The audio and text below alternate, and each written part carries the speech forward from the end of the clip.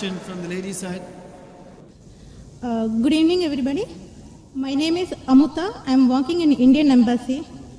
So I have a lot of questions, but for time being, I am saying little bit questions. So in Islam, why there is no caste system? Yes, sister. Okay, my second question. Sister, ask the first question. After I reply, then you can ask the second question. Okay, fine. Give me the answer. Sister asked the question, why in Islam there's no caste system? Because in Islam we believe that all the human beings are equal, unlike in Hinduism. Quran says in Surah Hujurat, chapter 49, verse number 13, Ya ayyuhan nasu inna khalaqnakum min zakarin wa unsa wa ja'alnakum shu'uban wa qaba'ila lita'arafu inna akramakum indallahi atqakum inna Allaha alimun khabir. O humankind, we have created you from a single pair of male and female and have divided you into nations and tribes so that you shall recognize each other, not you shall despise each other. And the most honored in the sight of Allah subhanahu wa ta'ala is the person who has taqwa. The criteria for judgment in the sight of Almighty God for a human being to be superior to the other human being, it's not sex, it's not caste, it's not color, it's not wealth, it's not age, but it is taqwa, it is God consciousness, it is piety, it is righteousness. The only way one human being can be superior to the other human being, it's not by wealth, it's not by age, it's not by sex, but it is by piety, it is by God consciousness, it's by righteousness. Unlike Hinduism, when we read the Vedas, it's mentioned that Almighty God, He created the Brahmin class, the learned class from the head. That's the first caste. Then He created the warrior class, the Kshatriyas, from the chest. Then from his stomach and thighs, He created the business communities, the Vaishyas. And from the feet, He created the Shudras, that's the untouchables, that's the lower caste. So this is what is mentioned in the Vedas. In Islam, we believe that all the human beings are equal. We don't believe that one human being is superior to the other human being because of birth, because of profession, because of wealth, because of color, because of caste. So Islam is a universal religion. Unlike in the Vedas, what they say that you have to stick to your profession. Because it was mainly controlled by the Brahmins, which is again small percentage, minute percentage. And they say that if you're born as a Shudra, you remain a Shudra, you serve the Brahmin, next life maybe you may become a better person. No, this is all ideology. So that, they want to keep the low person will remain low, and the rich and the top people remain top. In Islam, we believe in equality. And Islam is a religion for all the human beings. That is the reason Islam is against caste system. Hope that answers the question, sister. Okay, sir, I have one more doubt. So why you are saying the Muslim is Sayyid Muslim or Sunni Muslim or Shia? So what is that?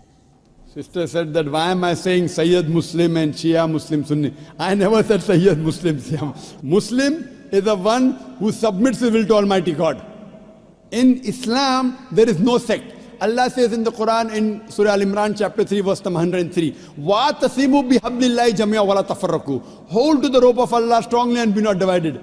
There is no Sayyid Muslim and Sunni or this. Yes, the family. Fine, you may belong to a family. You may belong to a Sheikh family. You may belong to Sayyid family. To know your roots, that does not mean a person is superior. A Khan is superior to a Sheikh or a Sayyid. No. It is belonging to your roots.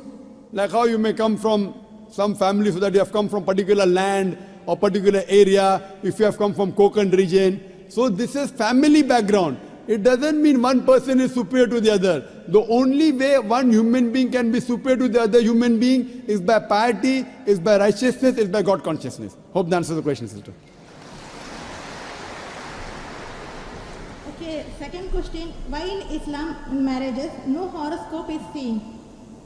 Sister asked the question that why in Islam during marriages no horoscope is seen. Because, sister, we don't believe in horoscope.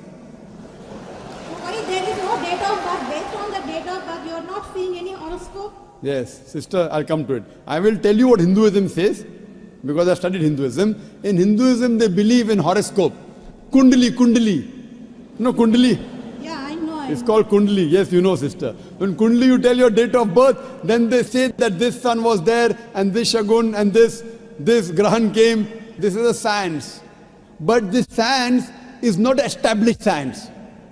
It's a hypothesis. It says that if you are born on this date, then this Grahan comes and this planet goes there and this. It is a science, but it's not an established science. It's not hard science like what we read in our college, biology, physiology, embryology. It is what they believe, it's an assumption. And then they talk about future. Everything what they mention in the Kundli does not come out to be true. We in Islam are against fortune telling.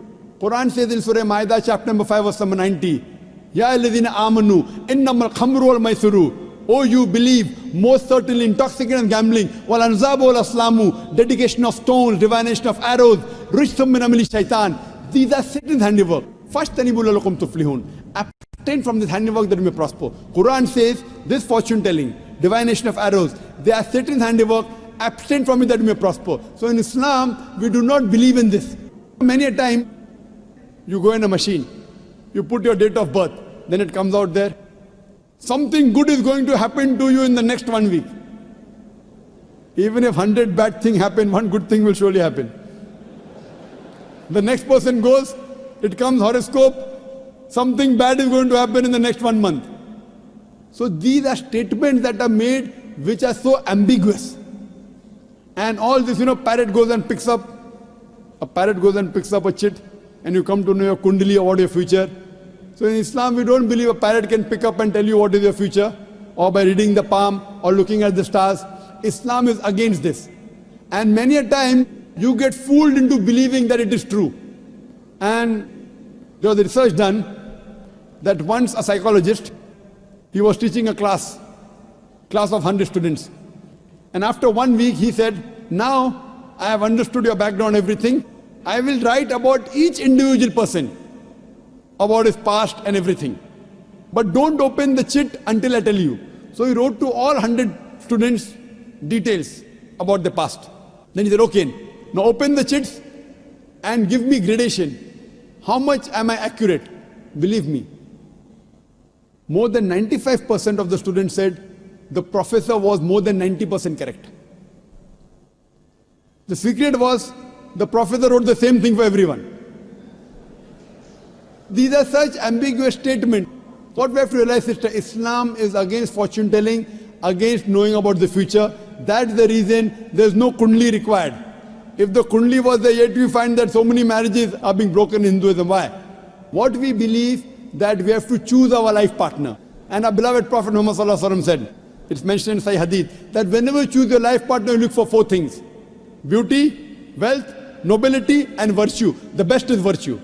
The best to choose for my life partner is a virtuous life partner, not kundali. Whether born in October, September doesn't make a difference. The virtue should match. That's the reason a woman in Islam, sister, is called as a muhsana. Muhsana in Arabic means a fortress against the devil. In other religions, including Hinduism, the woman is referred as an instrument of a devil. In Quran, the woman is referred as a muhsana. In Arabic, it means a fortress against the devil. So if you marry a virtuous woman, inshallah, she will prevent the husband from going in the wrong track. Hope that answers the question, sister. Okay, thank you. Shall I ask the third question? Sister, let's give a chance. When the chance comes to you, you can answer. Okay, thank no problem. So you can stand there. We'll ask the other non-Muslims. We'll allow them to give a question. If any other non-Muslims come, give them a chance, then you can ask, sister, so that we give everyone equal opportunity. Yes, sir. I just want to take Shahada.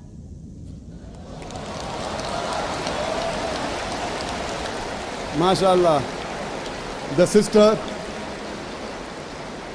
sister who had the question earlier, and I believe you're a Hindu sister?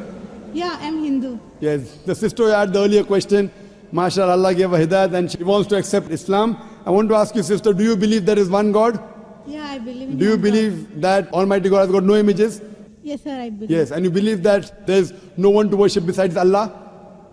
Means? Do you believe that there's no God but Allah? Yeah, I believe Allah is the Do you believe Prophet Muhammad is the last and final messenger of this God? Yes, I believe. Inshallah, I'll say in Arabic and you repeat it, sister. Ashhadu. I'll say in Arabic and repeat it, sister, slowly. Okay. Ashhadu. Hashadu. Allah. Allah. Ilaha. Ilaha. Illallah. Illallah. Wa ashhadu. Washadu. Anna. Anna. Muhammadan. Muhammadam abduhu Abdu wa rasuluhu. wa Wa Rasulu. rasuluhu. MashaAllah, sister.